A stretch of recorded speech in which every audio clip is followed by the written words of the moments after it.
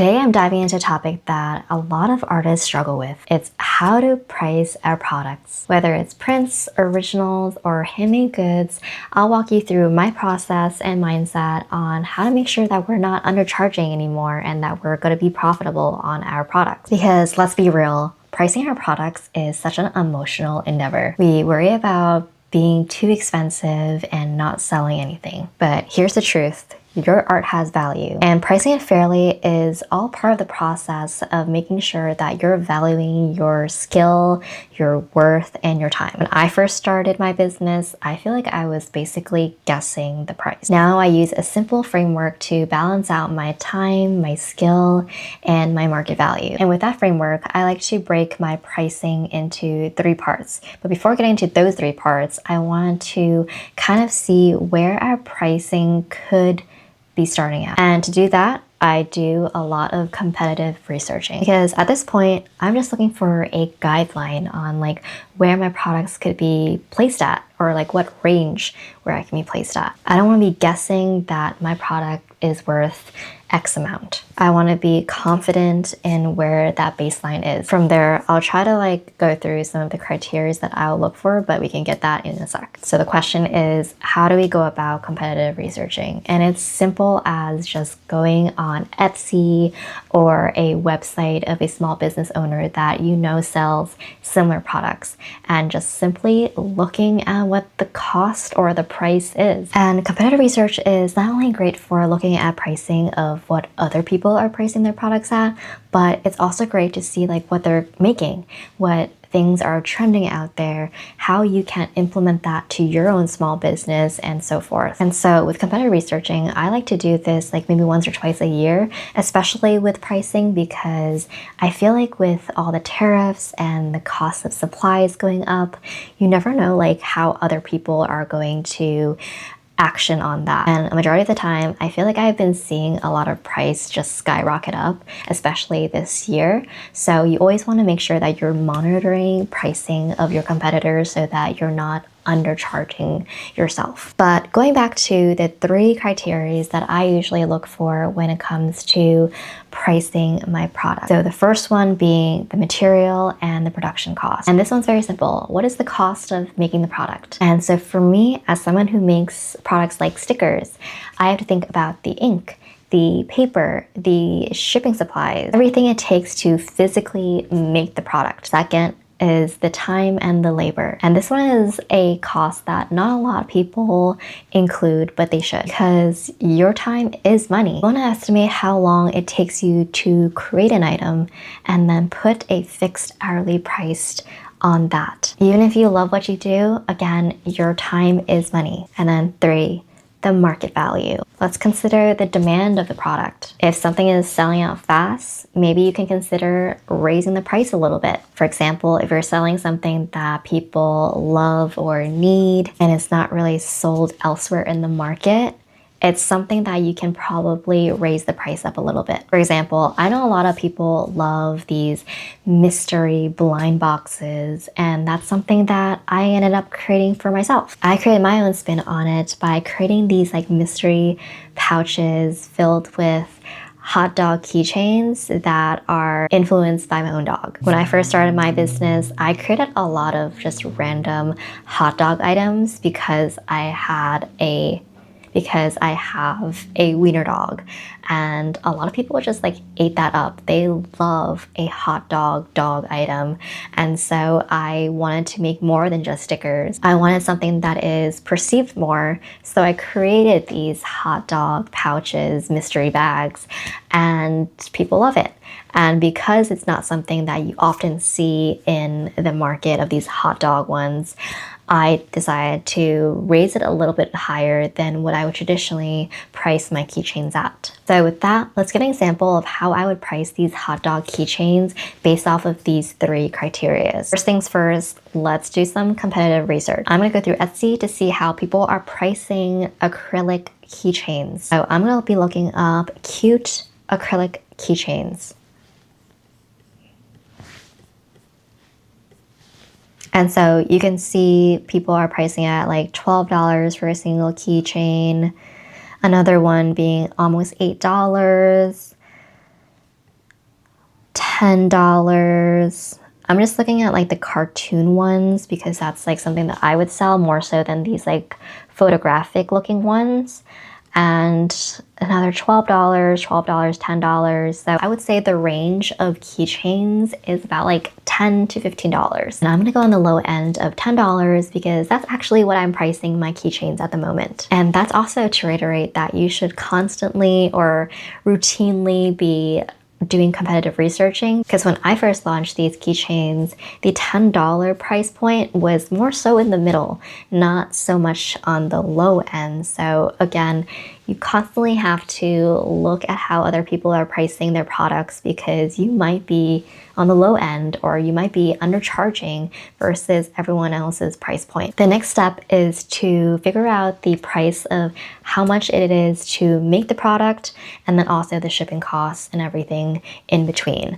And for this example, I'm going to continue with the Etsy route and calculate all the Etsy fees that are associated when you make an order. So with the cost of the pouch and the keychain, it came out to be about $3.62 per unit item. And keep in mind, this number can fluctuate higher or lower based off of how much you buy. For example, if I were to buy 100 pouches versus 200 pouches, it's gonna cost me way less to buy the 200 per unit versus the 100 per unit, because a lot of companies like to make more. You could be saving a few cents per unit and that may seem very minimal, but if you're gonna buy hundreds or thousands of items, those few cents really add up. So if you're going to buy in bulk, I definitely really encourage it because it would save you a lot of dollars in the long run. And after figuring out the cost of the item itself, you have to figure out what are the fees that are associated with. And again, with every platform, there is going to be some associated fees with it, but I'm going to be using Etsy for this example. So for Etsy, there are a few fees, the transaction fee and the processing fee. So for the transaction per item, it's going to be 6.5%. And then for the processing fee, it's going to be 3% and a fixed cost of 25 cents. And so the fee for this changes depends on the price of the product. For us, we were pricing our product at $10. So with that price, our Etsy fee would be totaled to $1.20. And adding that to our $3.62 in unit costs, the total cost for the item, which is inclusive of creating the product and all the fees, is about $4.82. And so subtracting our retail price of $10 for the item, which is what we're making the customer pay, our profit would be about $5.18 per item. And this doesn't include like your shipping dollars, which is different for every product. For example, if you're just gonna use an envelope, you could either go the route of a stamp, which is about, I wanna say like 65, 70 cents at this point, or you can do a label, which differs based off of the weight. Or you could use a box, which is a label as well, or it could have a packaging box, which is also a label. But again, all those pricing differs based off of the weight or the type of container that you're using, which I'm not going to include here because it's going to be kind of confusing on what the pricing could be, but I'm just going to leave it at that. And then another cost that I did not include here is the time and labor. But to calculate that, it's fairly simple. Like I said before, you want to give yourself a fixed hourly rate. So for example, if you were going to give yourself, I don't know, like $20 for an hour, which is fairly low for a artist. But if you're to give yourself $20 an hour, and to make it simple, let's say it takes you an hour to create an art piece. With that art piece, you're able to make 50 keychains, 50 stickers, or whatever. You want to divide that by the 2 hours to get that unit cost. So to make that one singular item of that art piece of 50 items for $20 an hour, you're going to end up with 40 cents per item. And so you want to take that cost and add it to your total cost with your shipping and the product itself. And then subtracting the retail price to that, you'll get your profit. And so when you're looking at that profit number, you want to ask yourself, is that the amount that you want to be making per item? Is that enough? Do you feel like that is sufficient to what you are producing? Is it worth your time and effort? And so I just talked a lot about what you should do to price your products, but now I'm also going to talk about the mistakes that I made pretty early on with my small business when it came to pricing my products so that you don't make the same mistakes. The first one being underestimating your time, especially when it comes to custom artwork. When it comes to custom artwork, it could be very time consuming.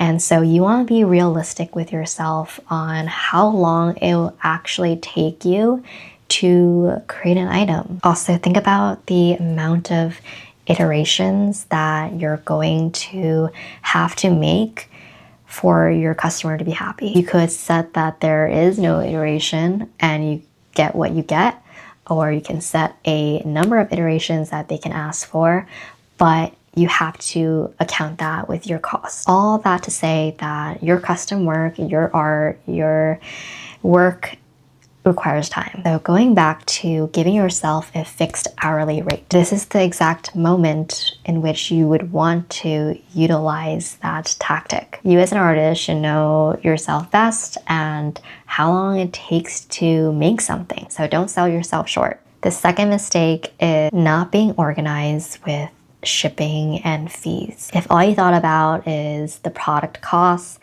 and nothing about the fees or shipping, then you're going to be missing out on so much profitability. Every platform, there's going to be their own fees and their own percentages that they're going to take off of your order because you're using their platform. And with every shipping carrier, they have their own pricing as well. You just got to keep up with who's pricing what.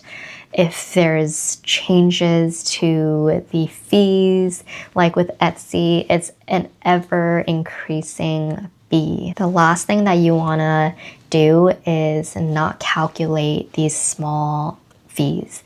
And while they are small, they really do add up. And especially when you're getting more consistent orders, you'll see those fees rack up. You're going to be wondering why you're spending hundreds of dollars a month on just fees alone. And you want to include those numbers into your spreadsheet to understand how much it costs to really make and sell that item. And then lastly, comparing my handmade art and my unique custom art to mass producing corporations. Handmade art is inherently going to cost more. Because believe it or not, a lot of handmade art is run by one person, if not just a small team. It's not hundreds of people doing admin work, making the product, or having hundreds of people in a warehouse packing your orders.